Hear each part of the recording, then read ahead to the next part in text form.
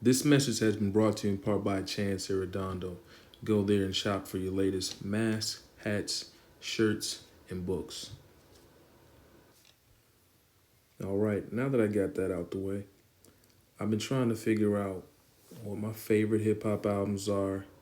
And honestly, I couldn't put it all in just one segment, man. So I'm just gonna probably make these like episodic videos. But one album that definitely stands out to me is Andre 3000's The Love Below.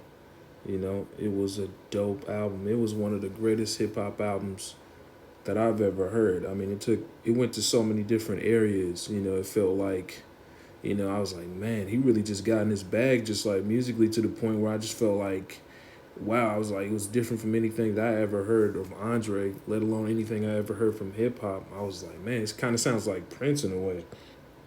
But, a lot of people might not consider it hip hop. I remember when it came out, I was still in high school. I'm 32 at the time, so just imagine when it came out. That's a little timeline right there, but it was really good, man. It was a great album. There were so many hits on it, and I'm not one of those type of fans who judges, off hits, purely. I know a lot of it's crazy. There's a lot more, there's so many fans out here nowadays that sound like A&Rs and music executives. When I was younger, we just went off how the album made you feel and who we thought was dope. We weren't, now you have conversations now and they're like, well, this guy has more hits, so, he's just better. And for me, that's just very ridiculous because it's like, okay, if that's just the criteria, if that's all that's needed to just be the best, then this guy's the best, right? You know what I mean? And I'm just like, I just think that's too easy for me, man, because not everyone likes the so-called uh, best rappers. You know what I mean? And I just like how Andre 3000 came out and he just broke the mold, man. A lot of people. I remember being in high school and trying to tell everyone this was such a great album. I even had some friends tell me that it was just too much just because of the way Andre dresses and stuff like that, which I don't really care about. You know what I'm saying? For me, it was always about the music, and he's an artist, so that's just another extension of, what I mean, of him expressing who he is as an artist. And me, fortunately, I was lucky enough to look past that. You know what I'm saying? It's not really anything to look past. It's just I focused on what they were saying. You know, and it's pretty awesome, man. It was an album that just took you on a journey. There's some albums that are just like they're concept albums, and then you just listen to them, and they just make you just kind of escape a little bit. And I just love what he had to offer. I really just wish he would have came Andre 3000 would have came out with more albums. I mean, came out with more albums. A lot of people forget that that was his solo album. A lot of people act like Andre never came out with an album, but I mean, it it is kind of fair to say because it's in this generation, in this day and age, it's what have you done for me lately. And I forgot when the speaker box came out. But like I said, I'm 32 now, and it came out when I was in high school. So that just lets you know what's up. And I think he rapped a little bit on that, but I consider it hip hop. I consider it just a different branch of hip hop, just being experimental.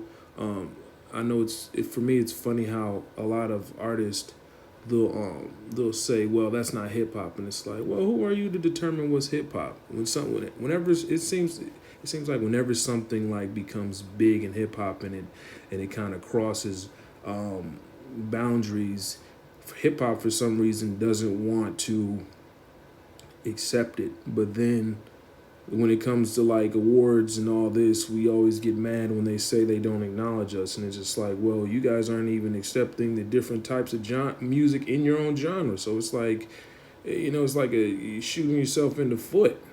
So for me, I love that album. That's definitely one of my favorite albums. Just not even just the hip hop standpoint, but just artistically, it was one of the greatest albums I've ever heard. An interesting thing happens when we start discussing that album and we just start discussing Andre 3000. People start, oh, well, he wears this and blah, blah, blah, blah, and blah, blah, blah, blah. Like all these extra things that don't even mean anything. We're not even judging his skill. We're just worrying about what he's wearing, which is really interesting because a lot of people when they start talking about him, they start sounding like so-called arbiters of fashion and arbiters of sound and all this, and it's just like, who are you to say what someone should wear? Who are you to say what someone should uh, how someone should sound? It's really crazy. And hip hop is supposed to be this thing where it kind of this like rebellious type of music in a sense where it kind of fights against the establishment, and at least that's how it was in the beginning. And then you got all these people that are basically fighting to be heard in that atmosphere. And you got some of the older crowd that, not all, but some of them want to be these gatekeepers. And for me, hip hop was about not being gatekeepers. It was about experimenting. It was about doing what you felt was cool. Not worrying about what the next person was doing. Just kind of like, that's why I love the the 90s, well, the 80s and the 90s hip hop scene, because everyone was so different. Um, it's just so funny how they used to just make fun of Andre, how he dressed, and now everyone how hip hop, rappers. I mean, how hip hop and fashion is nowadays. Everyone's pretty much like doing their own thing, and which makes what Andre used to wear back then look pretty tame. So it's kind of funny to me. I really think he's a trailblazer as far as fashion goes, and I'm not really a big on fashion guy. I'm not like, I wouldn't say I know anything about fashion, but I would definitely say he's definitely been the most daring. You know what I'm saying? As far like, I mean, as far as you go back like into the '90s, in that era, he was definitely the most daring of all rappers, and he was dope. You know what I'm saying? So what can you say to him when he's dope and he's doing what he wants to? He's doing what he wants to, wearing what he wants to. His sound is, he's one of one. Um, and if you want to talk sales, I mean, that album, him and Andre, I mean him and Big Boy. Shout out to Big Boy because he's just as dope as Andre in his own right. They just have two different lanes of how they operate. But that album, I mean, if you want to talk sales, it went diamond. Sold like 10 million. Incredible.